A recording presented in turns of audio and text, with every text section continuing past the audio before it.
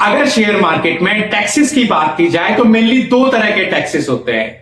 एक होता है एसटीटी यानी सिक्योरिटीज ट्रांजैक्शनल टैक्स, जो किसी शेयर्स, म्यूचुअल फंड्स और ईटीएफ्स की बाय और सेल पे लगता है। दूसरा होता है कैपिटल गेन टैक्स, यानी जो किसी शेयर्स, म्यूचुअल फंड्स और ईटीएफ्स की प्रॉफिटेबिलिटी के ऊपर लगता है।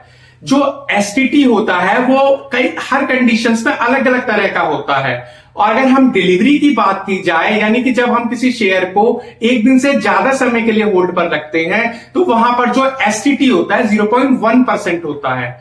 वहीं अगर इंट्राडे की बात की जाए, जब हम किसी शेयर को एक दिन से कम समय के लिए होल्ड पर रखते हैं, तो वहां पर जो एसटीटी होता है वो 0.025% होता है। वहीं अगर म्यूचुअल फंड्स और ईटीएफ्स के साथ में एसटीटी जो होता है वो 0.001% तक होता है। वहीं फ्यूचर्स के साथ में 0.02% होता है या ऑप्शंस के साथ में 0.1% होता है। हैं कैपिटल गेन टैक्स की। कैपिटल गेन टैक्स भी दो तरह का होता है, एक होता है शॉर्ट टर्म गेन टैक्स, दूसरा होता है long term gain tax. Short term gain tax के अंदर अगर आप किसी स्टॉक्स, म्यूचुअल फंड्स या ईटीएफ्स को एक साल से कम समय तक के लिए होल्ड करके रखते हैं, तो वो जब आपकी प्रॉफिटेबिलिटी होती है तो उसके ऊपर आपको 20% टैक्स देना पड़ता है।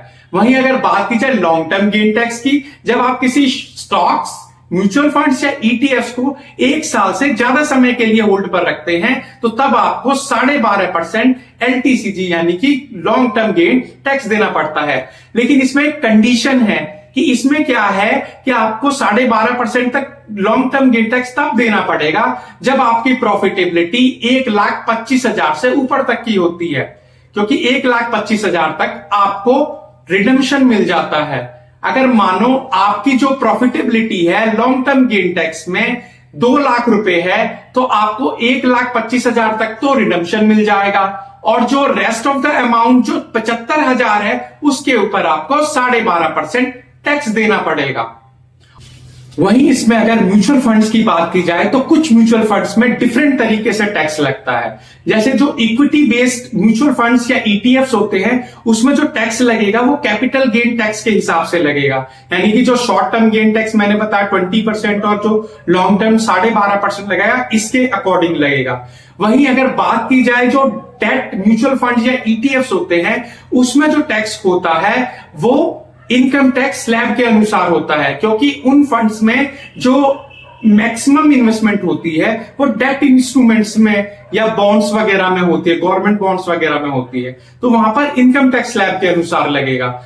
और जो तीसरे हाइब्रिड फंड्स होते हैं उसमें क्या होता है, 60% डेट इंस्ट्रूमेंट्स में होती है और 40% इक्विटी में होती है, तो उसमें जो टैक्स लगेगा इनकम टैक्स स्लैब के अनुसार लगेगा। और अभी भी अगर आपने मेरे चैनल को सब्सक्राइब नहीं किया है और मेरी वीडियो को लाइक नहीं किया है, तो please subscribe my channel and like my video. Thank you so much.